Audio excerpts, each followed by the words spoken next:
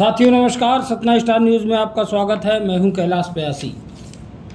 दिनांक 11/4/2024 को प्राप्त सूचना के अनुसार प्रकाश लालवानी, जो कि अपनी बहन बबीता टेकवानी को छोड़ने गया था और घर नहीं लौटा, परिवार वालों की सूचना पर पुलिस ने अपराध क्रमांक 37/2024 कायम किया और जांच आरंभ कर दी। पुलिस अधीक्षक आशुतोष गुप्ता द्वारा बनाई गई टीम को महेंद्र सिंह चौहान ने लीड किया और कई टीमें गठित की गई और उसकी तलाश जारी रखी। मुखबिरों से प्राप्त अहम जानकारी के आधार पर एक महत्वपूर्ण तथ्य उनके सामने आया कि पतेरी निवासी संदीप गौतम गुमशुदा प्रकाश लालवानी के साथ उठता बैठता देखा गया था और सूत्रों से पता चला कि दोनों आपस में दोस्त थे।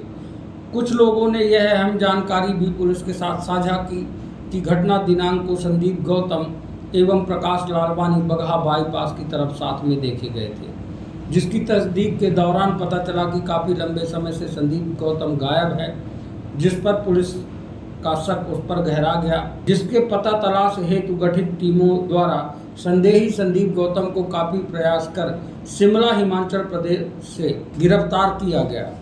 आइए जानते हैं क्या था पूरा मामला और कैसे मिली सफलता। उनके संबंध में भी हम लोगों ने जानकारी एकत्रित करने का प्रयास किया और साथ ही साथ में संपूर्ण भारत के सभी पुलिस अधीक्षकों को मेरे द्वारा एक पत्र लिखा गया और यह अनुरोध किया गया कि कहीं पर भी इस प्रकार का कहीं कोई लड़का आपको दिखता है आपके क्षेत्रांतर्गत, तो तत्काल जो है हमको सूचना दी जाए। इसी तारतम्य में अलग अलग जो है टीमें दूसरे राज्यों में भेजी गई। उत्तर प्रदेश, पंजाब, दिल्ली, बिहार, हिमाचल प्रदेश और मध्य प्रदेश के अन्य जिलों में हमारी टीमें वहां पर गई थी, जहां से भी हल्का सा भी हमको कुछ एक इन्फॉर्मेशन मिली थी या उसका पता चला था कि उसका एक दोस्त वहां पर रहता है या फलान रिश्तेदार वहां पर रहता है। सब जगहों पर टीम ने जाकर के पूछताछ करी थी और कोई भी जानकारी एकत्रित करने का प्रयास किया, परंतु कोई भी सूचना जो है वह नहीं मिल पा रही थी गुमशुदा के विषय में। साथ ही साथ में हम लोगों ने कुछ मुखबिर भी लगाए थे, क्योंकि वो आखिरी बार बगहा बाईपास के आसपास देखे गए थे और उसके बाद में वह कहीं पर भी ना तो वो दिख रहे थे, ना ही उनकी मोटरसाइकिल दिख रही थी जिस मोटरसाइकिल से वह गायब थे। तो कुछ विश्वसनीय मुखबिरों ने हमको एक खास जानकारी दी कि एक जो संदेही है संदीप गौतम, वह जो है इसका दोस्त है और इसके साथ में काफी बार जो है वो उठता बैठता है और 10 तारीख की शाम को ही वह बगहा के आसपास इसके साथ देखा भी गया। जब ये जानकारी हमको मिली काफी प्रयासों के बाद, चूंकि जानकारी निकालने में समय लगता है, मुखबिरों को आश्वस्त करना पड़ता है कि वह उनका जो पहचान है वो सर्वथा गोपनीय रहेगी। जब ये जानकारी प्राप्त हुई उसके बाद जब इस संदेही के बारे में पता किया गया तो पता चला कि ये लंबे समय से सतना जिले से गायब है। ये एक छोटा मोटा प्रॉपर्टी डीलिंग का काम करता है और अभी ये गायब हो गया। जब ये पता चला तो हमारा संदेह जो है गहराया और लगा कि कुछ ना कुछ तो ऐसी बात है। जब ये आखिरी बार उसी से मिलने गया था, आखिरी बार उसी के साथ देखा गया था और उसके बाद जो है ना तो गुमशुदा का कुछ पता चल पा रहा है, ना ही उसकी मोटरसाइकिल का पता चल पा रहा है और ना ही इसका पता चल पा रहा है। तो हमने ध्यान इस पे केंद्रित किया और ध्यान केंद्रित करने के उपरांत जो हमारी टीम हिमाचल प्रदेश में थी, वहां पे शिमला में एक किराए के मकान में रहते हुए अपने पूरे संपूर्ण परिवार के साथ में इसको दस्तयाब किया संदेही को। फिर इस संदेही को सतना लाया गया और सतना ला करके उससे कड़ाई से पूछताछ की गई। जब उससे पूछताछ करी गई तब जाकर के इस पूरे घटनाक्रम का जो है वो खुलासा हो सका। बड़े ही मनोवैज्ञानिक तरीके से जो है पूछताछ हुई है और एक एक कड़ी से कड़ी जो है वह जोड़ी गई है। पूछताछ के दौरान यह तथ्य सामने आया कि जो आरोपी है संदीप गौतम, वह पूरी तरीके से कर्ज में डूबा हुआ। उसको पैसा जो है वह देना था, अपने कर्ज का पैसा चुकाना था। इसके संबंध में वह काफी परेशान रहता था और पैसों के लिए इधर उधर भागता रहता था। जो मृतक है प्रकाश लालवानी, वह उनसे इसकी आरोपी की पहचान करीब 1.5-2 महीना पहले हुई थी। तभी से जो है ये लोग दोस्त थे। तो दोस्ती के तहत आरोपी ने, क्योंकि वो कर्ज में डूबा था, उसको पैसा देना था दूसरे लोगों को, तो इनसे भी स्वाभाविक रूप से उसने मांग की कि आप हमको कुछ पैसा दे दीजिए जिससे कि हम अपना कर्जा जो है वो चुका सकें।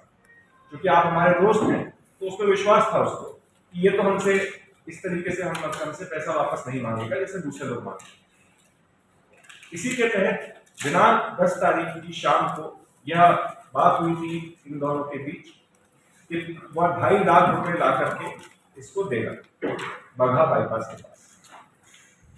उसी प्लान के तहत जब ये गुमशुदा प्रकाश लालवानी वहां पे पहुंचा, तो वहां पहुंचने के बाद में आरोपी के द्वारा इससे मांग की गई कि तुमने जो हमने वादा किया था कि हमको 2.5 लाख रुपए तुम दोगे, तो वह कहाँ है।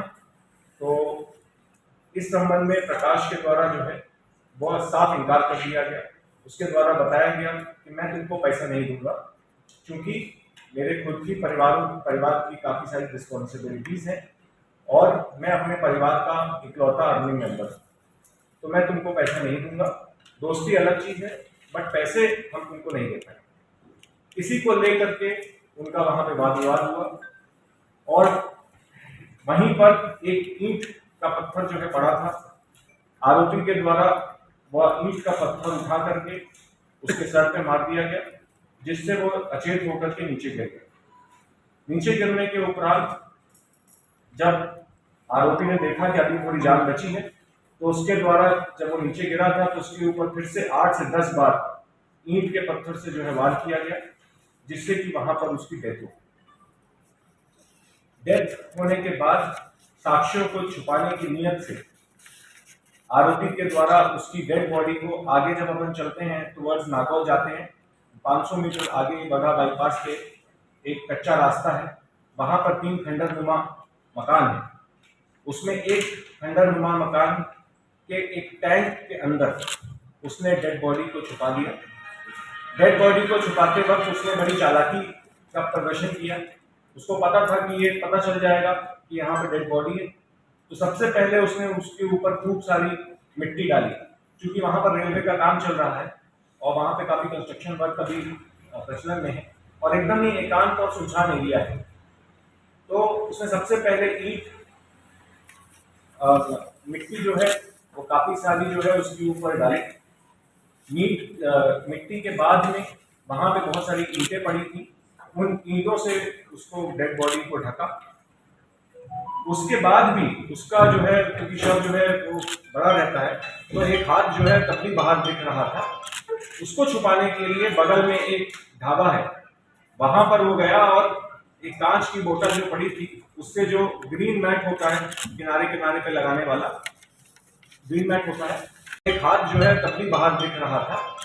उसको छुपाने के लिए बगल में एक ढाबा है, वहां पर वो गया और एक कांच की बोतल जो पड़ी थी उससे जो ग्रीन मैट होता है किनारे किनारे पे लगाने वाला ग्रीन मैट होता है किनारे किनारे लगाने वाला, उसको लेकर के काट के लेके वहां से आया और पूरी की पूरी डेड बॉडी को एकदम अच्छे से उसको ऐसे करके सेटल कर दिया और उससे ग्रीन मैट से उसको छुपा दिया, जिससे कि किसी को पता ना चल सके कि यहाँ पर जो है डेड बॉडी। और चूंकि एकदम ही वो एकांत एरिया है, वहां पे किसी का आना जाना भी नहीं होता है। अब दूसरा उसके सामने जो चैलेंज था वो था उसकी मोटरसाइकिल को छुपाना, क्योंकि मोटरसाइकिल यदि मिलती तो उससे तहत उस तक पहुंचा जा सकता था।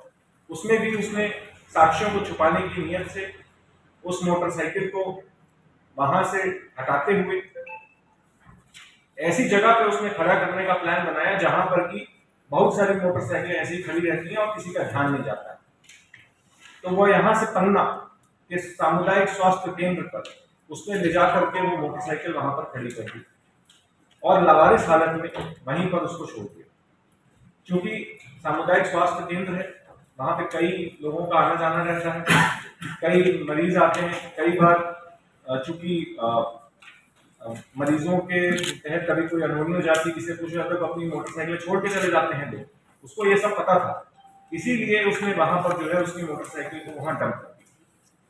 डंप करने के उपरांत जब इसको यहाँ पर दिखा कि पुलिस जो है वो लगातार सक्रिय है और सभी आने जाने उसके पहचान वालों से पूछताछ कर रही है, उनके परिजनों से संपर्क में है, उनसे सभी चीजें खंगाली जा रही हैं, एक एक रिकॉर्ड को पूछा जा रहा है, एक एक आदमी से जाकर के पूछताछ की जा रही है कि तुम कहाँ थे, तुम्हारा कहाँ था, उसकी खबर पूरी थी। जब उसको समझ गया कि अब मैं जो है हो सकता है कि मैं यहाँ फंस जाऊं, तो उसने अपना पूरा परिवार इकट्ठा किया, अपने बीवी और बच्चे, और पूरा का पूरा बोरिया बिस्तर बांध करके रीवा इलाहाबाद होते हुए शिमला हिमाचल प्रदेश में जाकर के सेटल हो। और जैसा मैंने बताया वहां पर एक किराए का मकान प्रॉपर ले लिया और वहां पे पूरी अपनी गृहस्थी जमा ली।